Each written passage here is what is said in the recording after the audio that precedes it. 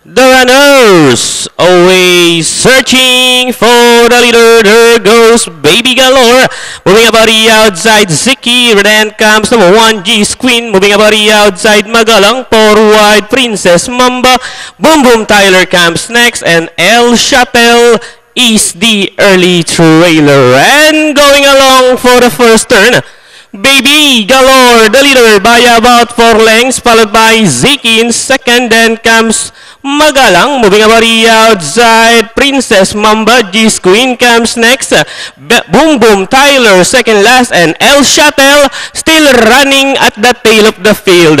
Past the half mile, and it's still Baby Galore maintaining a 4 lengths lead, followed by Ziki in second. And here comes Princess Mamba now getting closer in third, together with G's Queen. Boom Boom Tyler also moving up, and nearing the fourth turn, no change with the leader. It's still Baby Galore by about 3 lengths. Princess Mamba, G's Queen, Boom Boom Tyler, and they are now entering the last 350. And it's still Baby Galore by about 3 lengths. Princess Mamba, G's Queen is on the outside. Down the stretch they come. Baby Galore, Boom Boom Tyler is by the rail. Down to the finish. Boom Boom Tyler, G's Queen is on the outside. And finally, Eddie Boy Guerrero Guerra, Boom Boom Tyler, G's Queen, Princess Mamba, Baby Galore.